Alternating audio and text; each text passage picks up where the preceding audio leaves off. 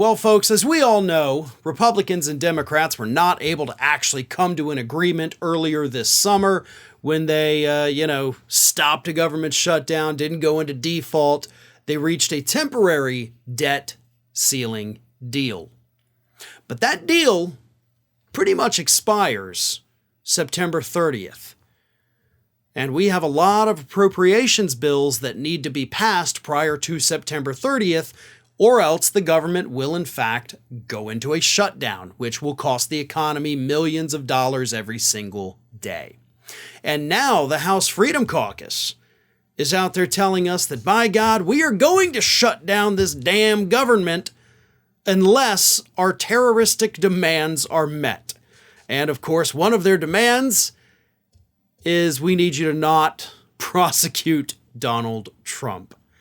Yes, you heard that correctly. Freedom Caucus Republicans, the far-right Freedom Caucus freaks, are actually threatening to shut down the government if we do not let Donald Trump commit crimes.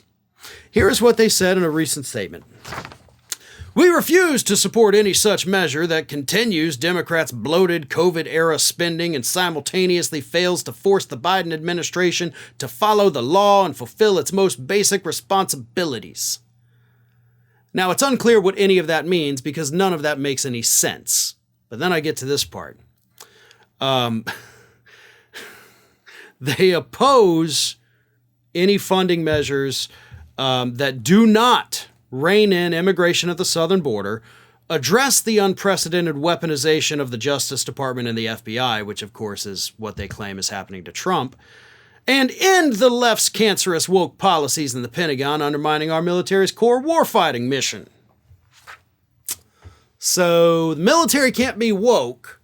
And one of the things that, of course, has drawn their ire is the fact that the military is actually reimbursing active duty service members who have to travel to a different state just to get an abortion, thanks to Republicans. So that's kind of on y'all. Like, you may be pissed that they're getting reimbursed, but it wouldn't actually be an issue if y'all weren't a bunch of closed-minded redneck hicks. Sorry. But you also have the weaponization of the DOJ and the FBI. You know, that very same weaponization that they have that they have held multiple hearings on this year, and by golly, they just haven't been able to prove any of it. So you're mad about one, something that's legitimately your party's fault, and the second thing you're mad at is something that doesn't exist. Like, you may as well say, like, we're pissed off at Bigfoot, and if you don't get him out of South Carolina, we ain't giving you another dollar for the government. What do we do? Like, how do we fight your demons? How do we address these made-up grievances that you have? Like, telling us, like, well, we can't approve this because the boogeyman's out there. No, he's not. The things that you're mad about are either happening because you did them or because you invented them. And Republicans are willing to shut down the government in order to do that. They're willing to shut down the government roughly 1 year, 13 months basically, before a federal election. A general election, right? Not even just a midterm election.